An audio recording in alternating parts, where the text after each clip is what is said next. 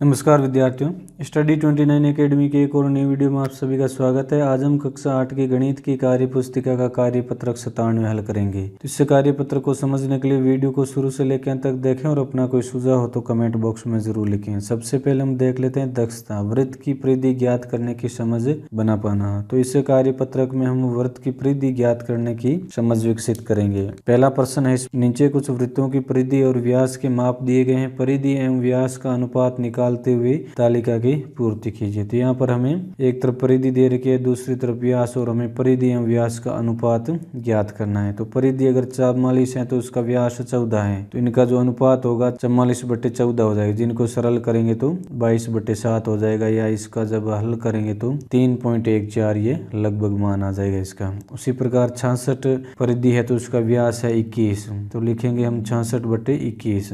अब इसको जब हम हल करेंगे तो 66 में 3 का भाग जाएगा 22 बार और 21 में 3 का भाग जाएगा 7 बार। तो इसका जो हल होगा वो भी सेम टू सेम आ जाएगा जैसा कि 44/14 में आया था। अब यहाँ पर है 154 परिधि और व्यास है 49, तो 154/49। इसको भी जब हम हल करेंगे तो 154 में 7 का भाग जाएगा 22 बार और 49 में 7 का भाग जाएगा 7 बार, और ये भी 3.14 लगभग ये इसका मान आ जाएगा। अब आगे है 22 परिधि और 7 व्यास, तो 22/7 बराबर 3.14 लगभग। इस प्रकार हम इस पहले प्रश्न को हल कर लेंगे। दूसरा प्रश्न है, नीचे कुछ वृत्त दिए गए हैं, उनके परिधि ज्ञात कीजिए। तो यहाँ पर पहले में जो व्यास है वो 14 सेंटीमीटर का है, इसको इसने यहाँ पर हल करके बताया। व्यास 14 सेंटीमीटर, त्रिज्या 7 सेंटीमीटर। त्रिज्या होती है वो व्यास की आधी हो जाती है, केंद्र से परिधि तक की जो दूरी होती है वो त्रिज्या कहलाती है। तो वृत्त की परिधि जिसका सूत्र हो जाएगा 2πr इसका सूत्र हो जाता है। अब आगे जब इसको हल किया तो इसका जो परिधि का माप है वो आ गया 44 सेंटीमीटर। दूसरा है जिसमें हमें व्यास दे रखा है 10 सेंटीमीटर, तो इसकी जो परिधि होगी त्रिज्या होगी वो 5 सेंटीमीटर हो जाएगी। तो यहाँ पर लिख देंगे व्यास बराबर 10 सेंटीमीटर, त्रिज्या हो जाएगी, त्रिज्या व्यास की आधी होती है तो त्रिज्या हो जाएगी 5 सेंटीमीटर। अब इसका परिधि, अब इस वृत्त की परिधि ज्ञात कर लेते हैं। वृत्त की परिधि बराबर 2πr, आगे हल करेंगे 2 × 22/7 तो त्रिज्या आ जाएगी 5 सेंटीमीटर।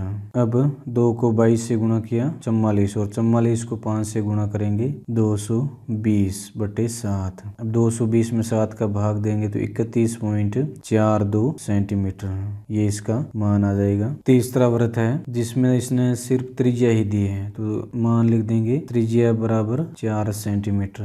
अब लिखेंगे वृत्त की परिधि बराबर 2πr यानी 2πr, आगे हल करेंगे 2 × 22/7 त्रिज्या यहाँ पर है 4। अब 2 को 22 से गुणा किया 44 को 4 से गुणा किया 176/7 बराबर 176 में जब हम 7 का भाग देंगे तो ये आ जाएंगे लगभग 25.14, ये इसका हल आ जाएगा 25.14 सेंटीमीटर। परिधि का माप आ जाएगा। प्रश्न संख्या 3, 21 मिलीमीटर त्रिज्या वाले वृत्त की परिधि ज्ञात कीजिए। तो इस प्रश्न को हम इस प्रकार हल करेंगे, वृत्त की परिधि बराबर 2πr। अब इनका मान रख देंगे 2 × 22/7 r, यानी त्रिज्या हमारे पास है 21 मिलीमीटर। 7 का भाग 21 में गया 3 बार, 2 को 22 से गुणा किया 44 और 44 को 3 से गुणा किया 132 मिलीमीटर। 21 मिलीमीटर त्रिज्या वाले वृत्त की परिधि का मान आ जाएगा। चौथा प्रश्न, यदि एक वृत्ताकार शीट की परिधि 88 सेंटीमीटर है तो उसकी त्रिज्या ज्ञात कीजिए। तो इस प्रश्न को हम हल करेंगे। वृत्त की परिधि की जगह हम 88 सेंटीमीटर लिख देंगे, फिर उसका सूत्र आ जाएगा 2 × 22/7 r यानी त्रिज्या जो हमें ज्ञात करनी है बराबर, इसको हम